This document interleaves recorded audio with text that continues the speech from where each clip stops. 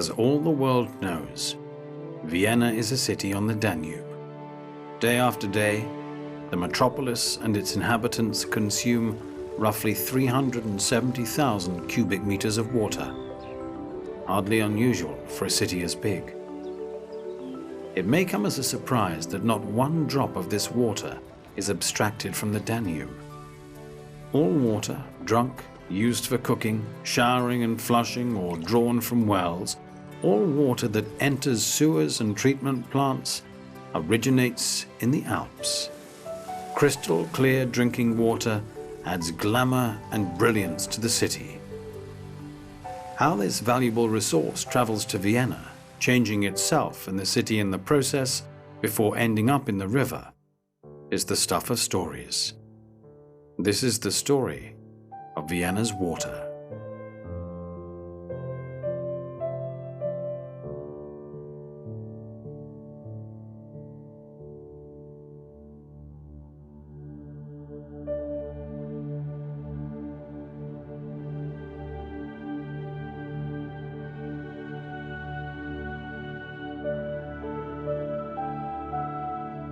Vienna's exclusive water factory is situated in the Alps, in the eastern limestone Alps to be exact. The Rax-Schneeberg Range and the Hochschwab Massiv are natural water reservoirs that have been supplying Vienna for close to 150 years.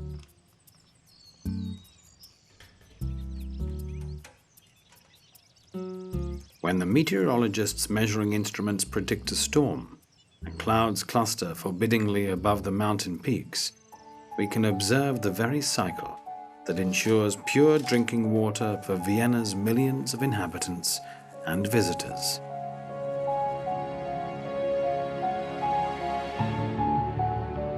Clouds are largely composed of water waiting to be caught and released by the mountains.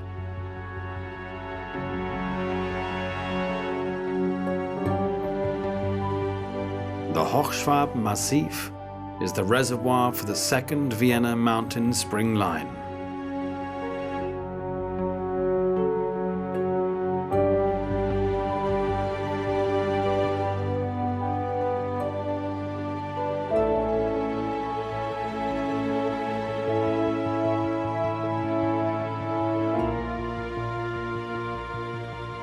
In the source region, the municipal administration of Vienna owns an area as large as the city itself. This zone is conserved and protected like a treasure by the Vienna Waterworks and the Municipal Forestry Office. The rain that falls here will become water for Vienna's population, and it will be drunk by people not yet born. For the water moves in mysterious and time-consuming ways through the pores, cracks, and crevices of the limestone mountains. In case of a deluge, however, large water masses take a shortcut to Vienna. For example, via the Kleverquelle in the Hochschwab Massiv, as this spring is known to surge dramatically within just a few hours. Of all this water, Vienna absorbs only a tiny fraction. The rest is carried by rivers towards the sea.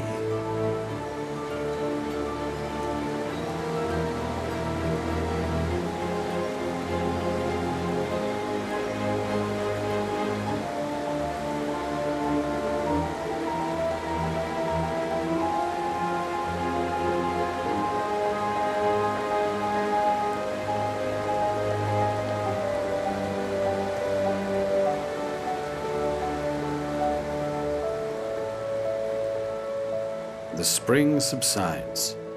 The water withdraws below the forest floor.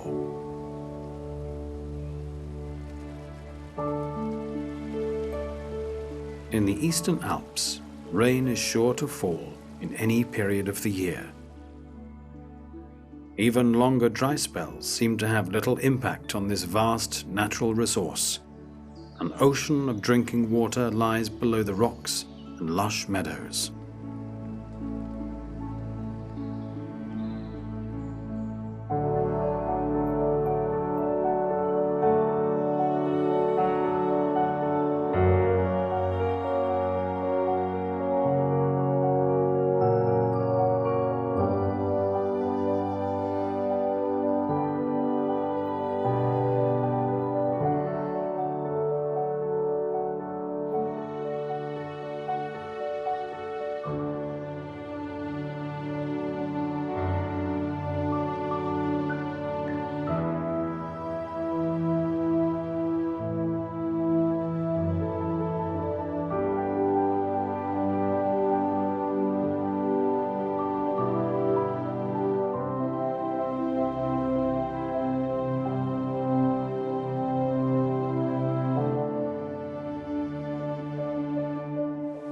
The water is transported to the city without pumps or other technical devices.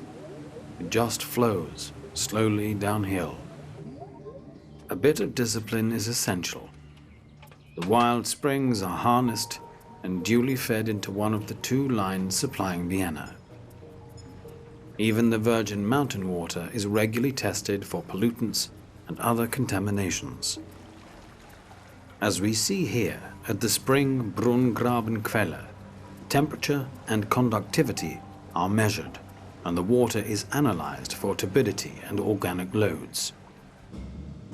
No effort is spared to ensure efficient quality checks and maintenance. If necessary, even tracks are laid. At the spring Pfarnbauernquelle in the Hochschwab Massiv, the inspectors travel through the gallery aboard an electric train.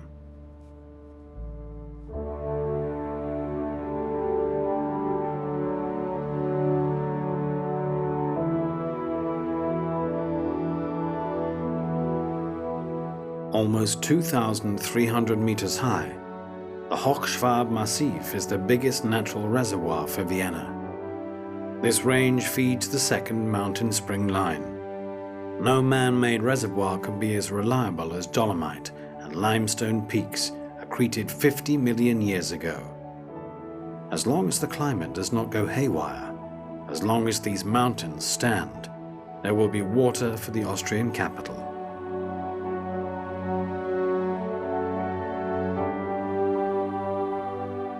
The rocks, soil and subterranean caves or caverns of the source region act as filters. For this reason, Vienna's water needs no additives.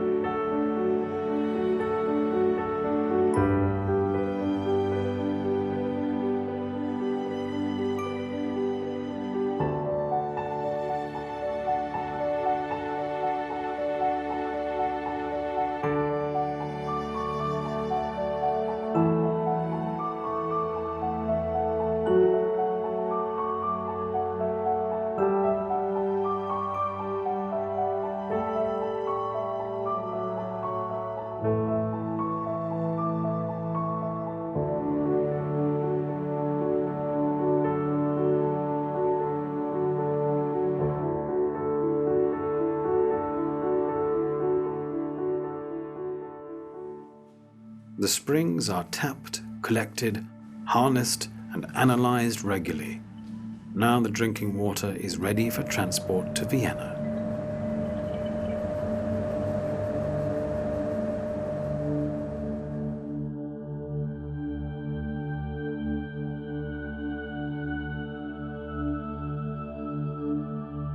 The two mountain spring lines trace a wide arc through the eastern limestone Alps.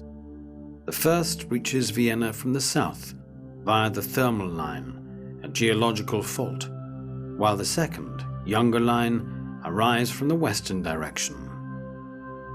This is the highway built to carry the spring water to Vienna.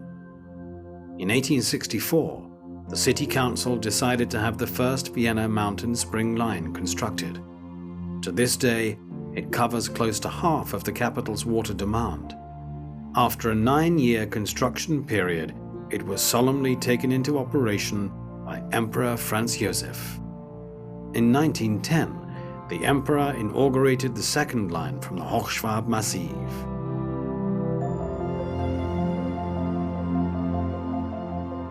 Tens of thousands of workmen were employed, and hundreds of aqueducts were built.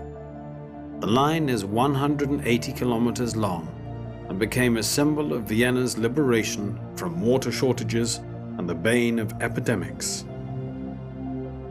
The water flows downhill to Vienna at the speed of almost 5 kilometers per hour.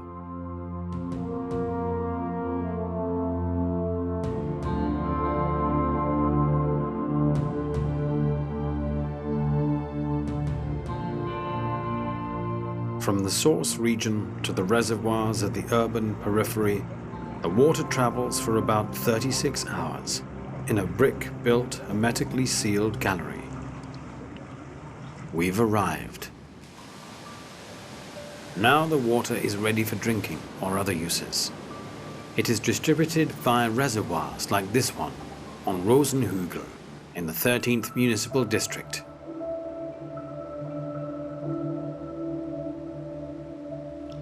The water collected and distributed from here keeps the city of Vienna going.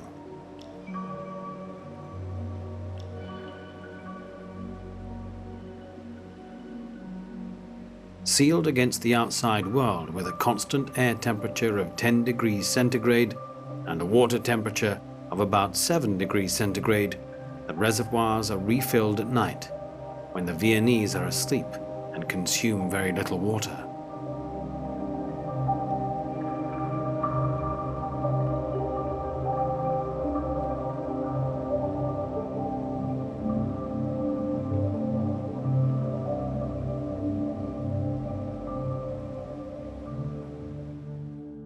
From the reservoirs, the water is distributed across districts and individual buildings via a line system with a total length of roughly 3,000 kilometers.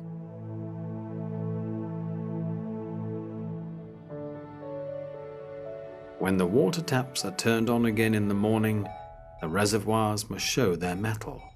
The Austrians in general, and hence also the Viennese, are early risers. Already at 6 a.m., bathrooms are buzzing with activity.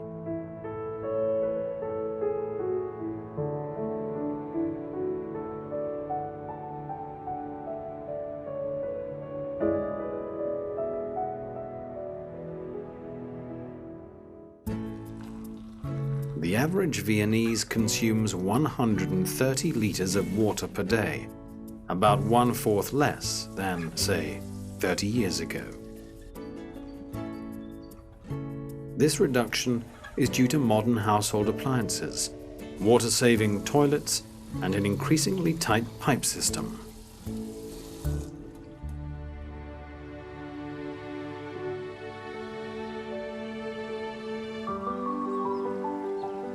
Even the water playground on Danube Island is fed by Alpine springs. The supply line runs below the river to the districts across the Danube.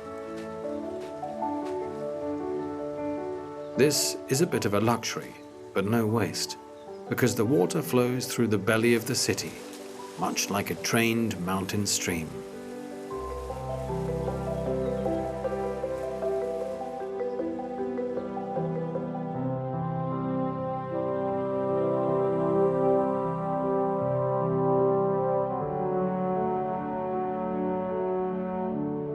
Without water, many of Vienna's world-famous cultural monuments would be only half as lovely, and none would be anywhere as clean.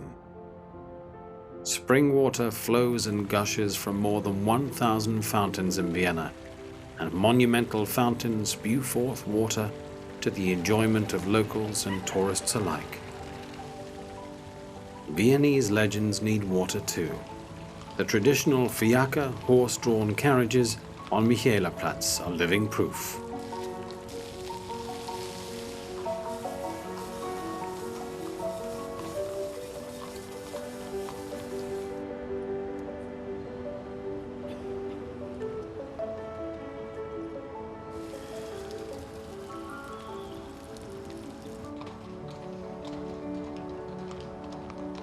In the 18th century, Johann Fischer von Erlach designed the famous church of St. Charles Borromeo, considered his masterpiece.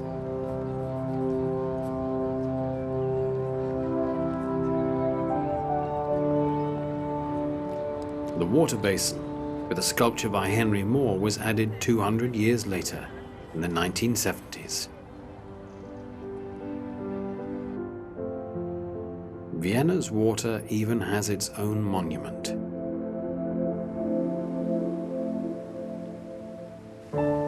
The Hochstrahlbrunnen, or High Jet Fountain, was inaugurated on the 24th of October 1873 to celebrate the completion of the first mountain spring line.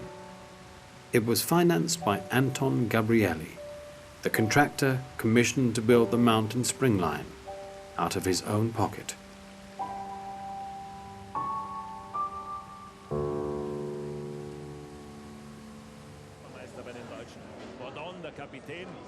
biggest challenge for Vienna's water supply is not posed by summer droughts, but by TV sportscasts. Moravec im Mittelfeld, Farfan und Altintop vorne, Halil Altintop, der Bruder von Bayern. During breaks and after the end of soccer matches, water consumption in Vienna tends to rise fastest. Das nimmt er sich auch noch vor, Hoffa! 1-1 hier der Pausenstand. Gleich geht's When the players retire to their lockers, human needs assert themselves. This increased demand is clearly recorded by the reservoirs situated close to the consumer network. Consumption may quadruple in just a few minutes. The situation will calm down only after half an hour or so has elapsed. By then, an additional volume of about 17,000 bathtubs filled with drinking water has been flushed down the sewers. Drinking water lines are sensitive things, and water is an unpredictable element. The supply lines function smoothly, and the aqueducts dot the landscape like remnants of times past. Yet their insides not only hold gushing, rumbling water, workmen and experts of all kinds also climb in and get busy when needed. 4 times a year, the water flow is interrupted along individual line sections, and squads of workmen enter the galleries to check and service them, if necessary, or wash them before executing repairs. Don't forget, the 2 mountain spring lines alone are about 330 kilometers long. These checks, replacements and repairs resemble motorway maintenance work. As soon as you've arrived at the end, you're back to square one and start anew.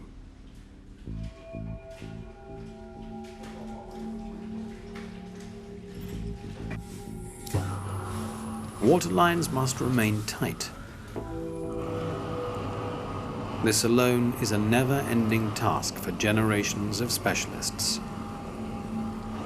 Joints are dried with a torch. Then the hour of the perfectionists has come. Over the past 20 years, Vienna's overall water consumption was reduced by fully 25%. Much of this is due to the meticulous sealing work.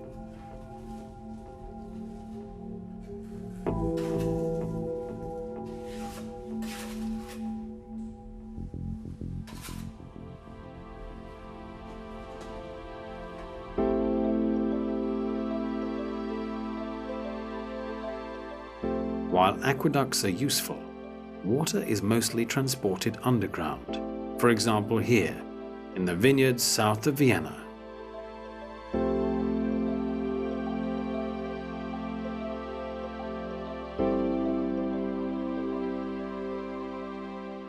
It is only at the access points that attentive listeners can hear the rush of water below. The first Vienna mountain spring line, updated for the 21st century.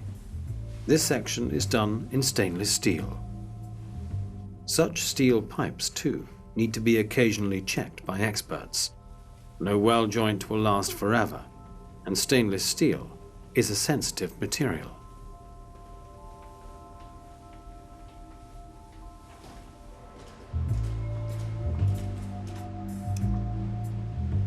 Encounters of the third kind may also occur in these conduits.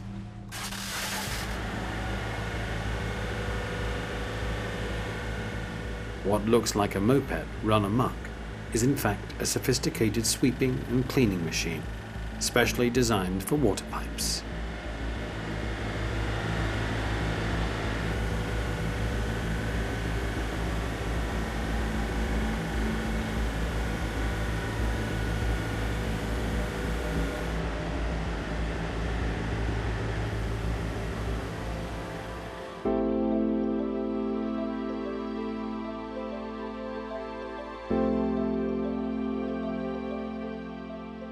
Cleaning the big reservoirs is the most complex task of all. The Rosenhügel Reservoir is the oldest of its kind in Vienna and the end point of the first mountain spring line. The annual spring cleaning of this storage facility takes up to at least 2 weeks. Basically, the reservoir resembles a swimming pool, whose water is drained before cleaning and finally refilling it afresh.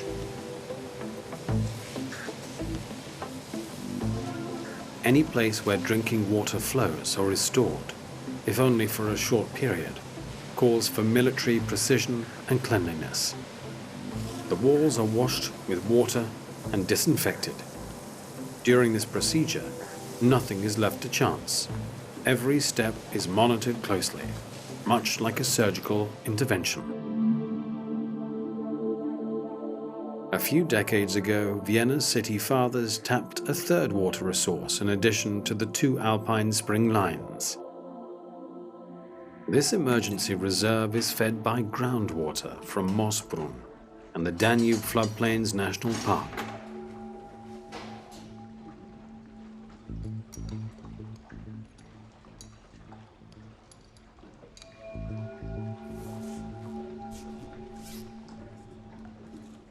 At certain intervals, the system must be serviced.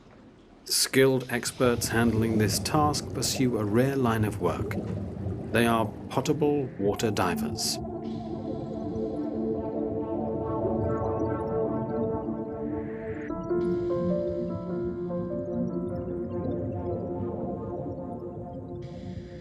In the national park, the water is abstracted from shafts of 14 meters depth and pumped into the lines.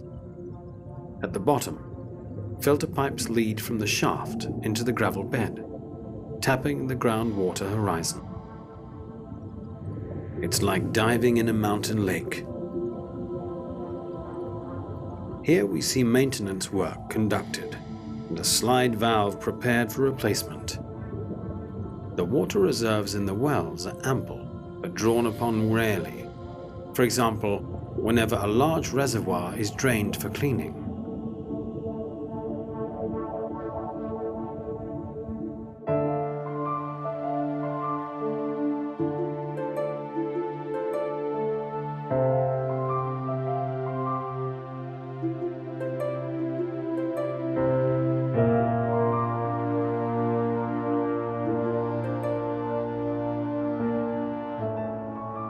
One of Vienna's biggest water consumers is a city within the city.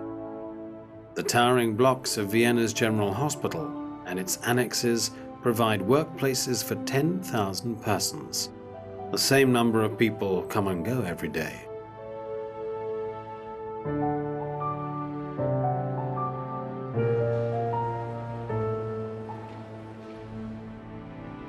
The first principle is safety. For the ill and badly injured, the elderly, newborn, and freshly operated on need a constant supply of water. The vital hand-washing ritual before surgery requires normal drinking water and a disinfectant. Until the water reaches the tap in the operating theatre, it has traveled a long way. The connection of the General Hospital to the water system is situated here, close to the much-trafficked Gürtel Ring Road. The water meter goes up like the tachometer of a car. After all, the contents of 14,000 bathtubs are consumed here every day. The word pipeline does not really describe the system. Rather, it is a labyrinth of kilometers of pipes winding through the hospital basements. The already meticulously monitored quality of Vienna's water is tested one more time here. Nowhere else is hygiene as all-important. This is where the surgical instruments and utensils of the entire hospital are cleaned. The items are delivered and picked up again via a computer-controlled container system, using standardized trays that also state each item's origin, and hence the operating theatre in question. Before being sterilized, the instruments are placed in washer disinfectors probably the world's most expensive washing machines. In all, there are 9 reservoirs for drinking water. Portions of this water are used as firewater supplying the sprinkler installation. In an emergency, they can cover 1 full day's demand. The lifebelt is mandatory, of course. Hospital City also uses water like other cities do, for drinking and toothbrushing, showering and dishwashing. But there also exist applications where water is required for medical purposes, such as exercise therapy in the swimming pool.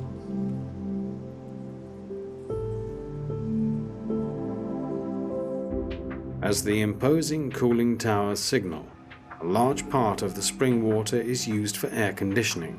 A battery of aggregates generates icy cooling water or hot vapor. This water too is treated chemically because germs in air conditioning systems are among the most dangerous risks of modern hospitals.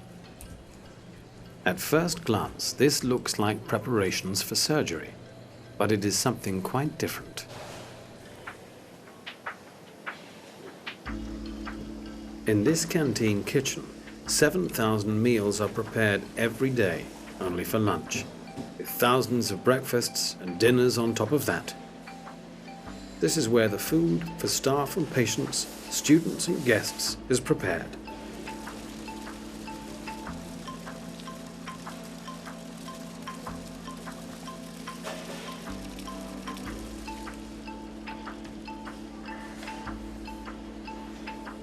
In a way, this place recalls a sci-fi novel or space station. No kitchen could be more clinically clean.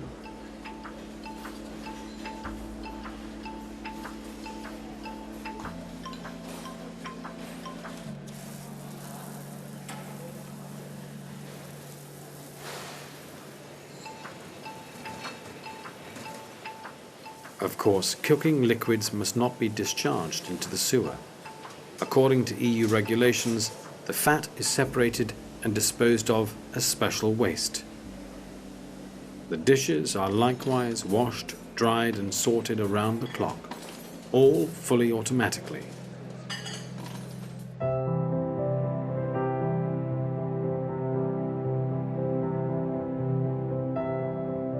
The cardiac muscle that ensures the functioning of Vienna's water supply, and specifically that of the General Hospital, is composed of 30 vast water reservoirs, whose volume is enough to keep the city going for 4 days without replenishment.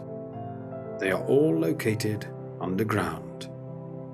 From above, you can see green zones that have become an important nature retreat. This is the Unterlahr Reservoir, where the mountain spring water is stored and kept fresh by constant through flow. With regard to surface, Unterlahr is Vienna's biggest water reservoir. The pumps transport the water via a ring conduit to the Lahrberg and Rosenhügel reservoirs. Of course, the water quality in the Unterlahr Reservoir is regularly examined as well.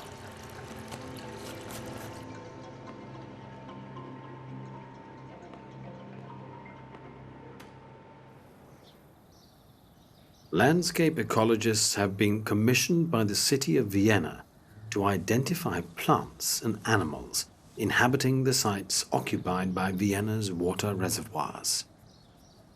On the meadow of the Unterlahr Reservoir, they spotted an inconspicuous but rare insect, Wesel's bush cricket. A highly endangered insect species whose largest habitat in all of Central Europe is probably here, around Vienna's water reservoirs. The greened roof of the reservoir and its careful conservation by the city of Vienna thus guarantee the survival of these animals. Here the biologists Josef Semrad and Gabor Wichmann are observing a red-backed shrike. These insectivores nest in the dense foliage close to the water reservoir, Red-backed shrikes are a bird species typical of sunny open landscapes. The uncluttered, regularly mowed greenery of the Unterlahr Reservoir is an ideal habitat for them. These birds mainly hunt big bugs, bumblebees, bees, hornets, flies and grasshoppers. About 100 breeding pairs can be found all over Vienna. A feast for arachnophiles. Originating in the south, the wasp spider has spread across Central Europe only after the past 50 years, probably as a consequence of climate warming. The spider can be recognized by the typical zigzag reinforcements of its orb web. Compared to other species endemic to Austria, the wasp spider is rather big. The diameter of a female's body may be up to 2.5 centimeters. In spring, the oldest reservoir on Rosenhügel impresses with a rare abundant flowering of the fragrant orchid. In this spot, the plant is safe from flower-gathering hikers. The same is true of the yellow woundwort. The white star of Bethlehem.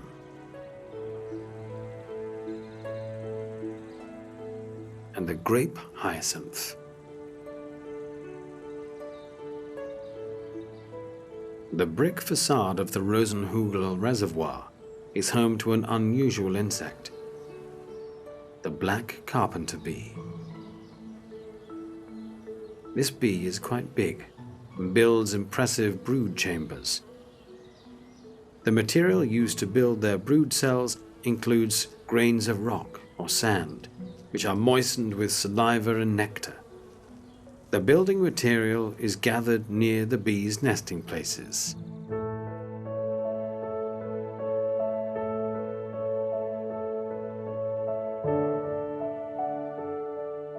Vienna's water reservoirs and their lines, supply and discharge pipes are guarded as closely as if they held all gold stocks of the Republic together with the crown jewels. There are around 20,000 measuring points that may trigger an alarm. Anybody who wants to enter a reservoir and see Vienna's drinking water from up close needs a good reason, an individual permit, special keys, and a number of codes. All gates are electronically monitored and under video surveillance. If the system reports that a door has been opened, it is immediately checked whether this is as it should be. For example, due to staff working in the area. Otherwise, the police are called in.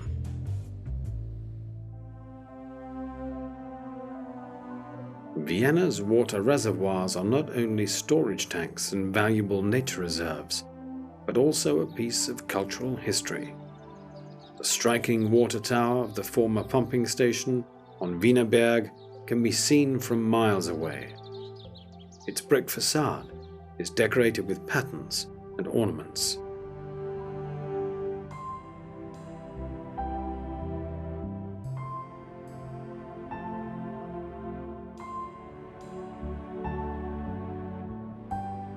At the beginning of Vienna's golden age of drinking water supply, this water tower supplied the high-lying parts of the municipal districts, Favoriten and Meidling.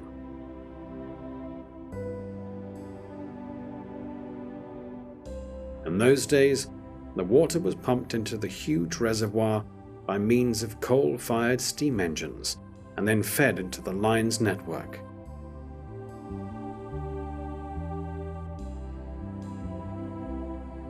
The construction of the second mountain spring line 100 years ago rendered the water tower obsolete. Today, it is used as a museum, art gallery, and event location. With its 67 meters, it is half as high as the spire of St. Stephen's Cathedral.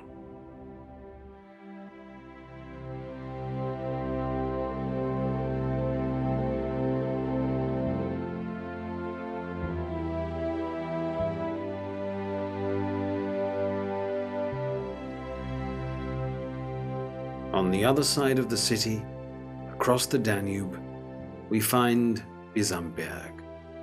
This is the site of a modern-style water reservoir, designed by the artist Gottfried Kumpf from Austria's easternmost federal province, Burgenland.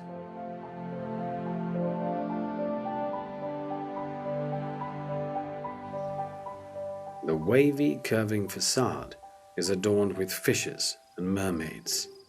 The lean, barren soil is an ideal habitat for sand lizards, which can be observed here from April to October.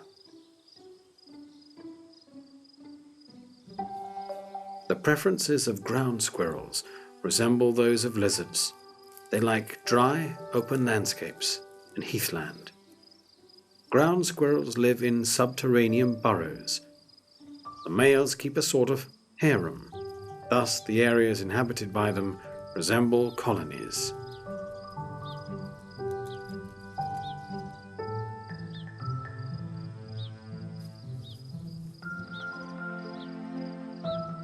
The Bisamberg Reservoir is more than a meeting point for families.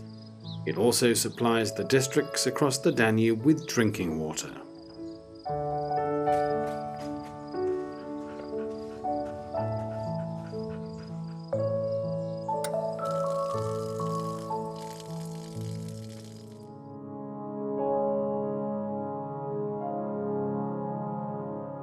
Let's travel on to the Vienna woods.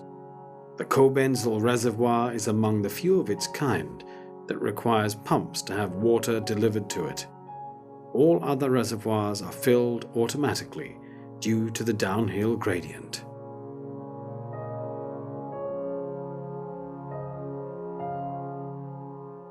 Thus it is also possible to fill the high-lying Krapfenwaldbad, a public swimming pool. No municipal swimming pool facility has a nicer view, although all have bigger pools. For children, however, it's big enough, and most guests don't care one way or the other, because the Krapfenwaldbad is a hotspot to check out people and model your super trendy swimwear. One story down, the atmosphere is decidedly folksier. The Grinsing, Horrigan, or wine taverns, too, are supplied by the western reservoirs, although this is one place where water definitely takes a back seat. The popular folk singer Johann Furst put this simple truth into words and music fully 150 years ago.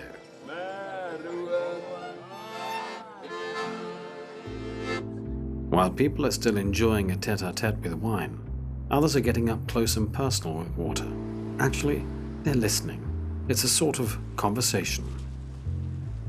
The noise detection service of the Vienna Waterworks gets busy when the city is settling down for the night and streets are quiet. Their task is to listen to the water flow and spot potential leaks. Given a network length in excess of 3,000 kilometers, this is a never-ending task.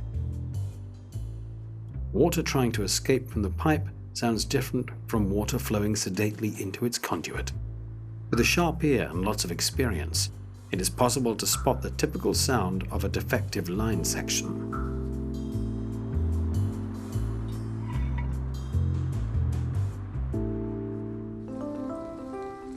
No matter what happens to the spring water transported to Vienna from the mountains, at the end it is discharged into the sewer.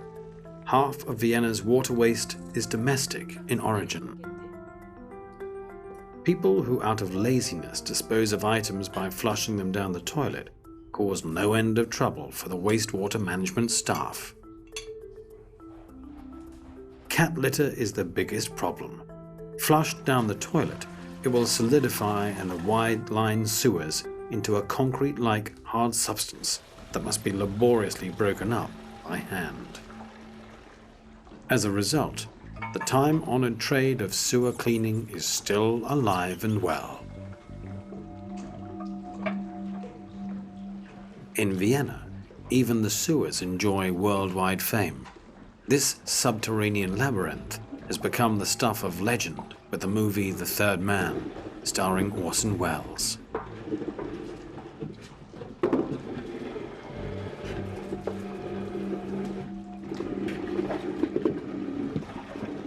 The journey of Vienna's drinking water ends at the lowest point of the city, the main wastewater treatment plant near the mouth of the Danube Canal. The spot where the waste of Vienna literally converges takes the form of two very malodorous concrete basins, where the coarsest waste is filtered out, about 15 tons of sand and gravel per week. Then on to the giant spiral pump that transports the water to the next step, a fine screen that retains all items with a diameter exceeding 6 millimeters. Outsiders would never guess the biggest troublemaker. It's ladies' hosiery. Being practically tear-proof, stockings and tights stretch, coil and twist into ropey braids that can stop all wheels from turning. The amount of water purified in the treatment plant corresponds to the regime of a medium-sized river. The coarse waste is disposed of right across the street, so to speak, as one of the world's cutting-edge waste incinerators is situated here. Lorries deliver Vienna's waste to the incinerator, where it dissolves into painstakingly filtered smoke at over 800 degrees centigrade to supply some of Vienna's neighborhoods with district heating. Now the coarsest waste has been eliminated. After the screen, the sludge passes through another clarifying basin and then flows out into the open.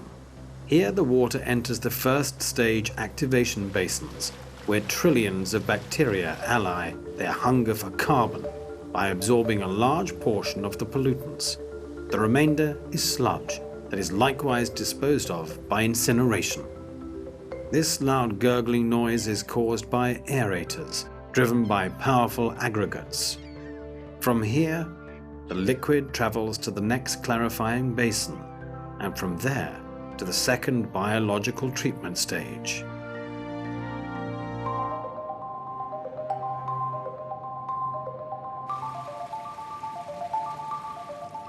The process is called biological because enrichment with microorganisms was culled from nature. The self-purification of the Danube functions basically along the same principle. A network of electronic aids, sensors, measuring and alarm devices covers the whole area. All information converges here. After all this movement, the water rests once more unhurriedly in the 15 circular final clarifiers to allow the activated sludge to settle. The rotating scrapers collect the remaining floating contaminants and transport the settled sludge into drain pipes below the basin.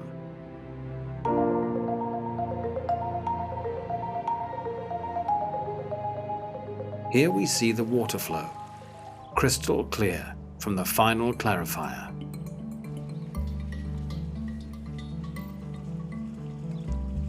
The water quality is now examined for the last time in the treatment plant.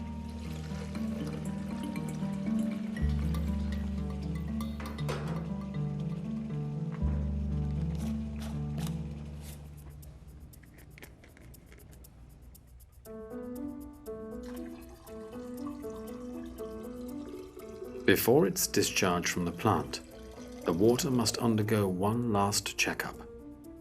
If there is the merest hint of impurity, the water is returned to the start of the treatment cycle, or at least to the biological purification stage.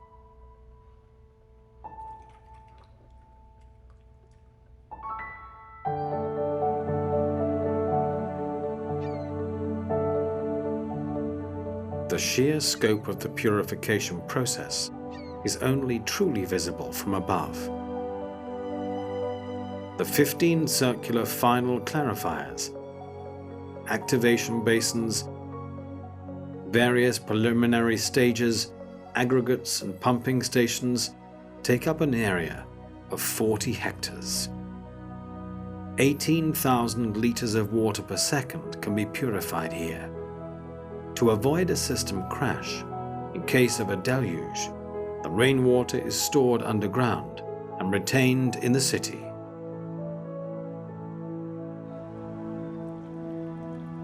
It has taken hardly more than 20 hours to convert the contaminated drinking water into a liquid that can be safely introduced into the Danube. The fishermen in their traditional huts can rest easy when hauling their catch.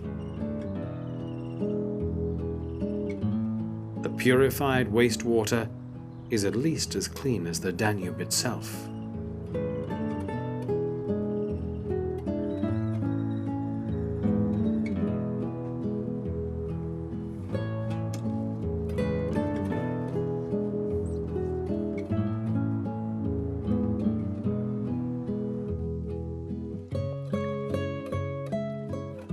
The spring water, so beloved by the Viennese, completes an adventurous journey before flowing into the Danube. Yet basically nothing has happened to it. What was pure water has once more become pure water. The water drawn from the mountain's spring lines now travels eastward to the Black Sea.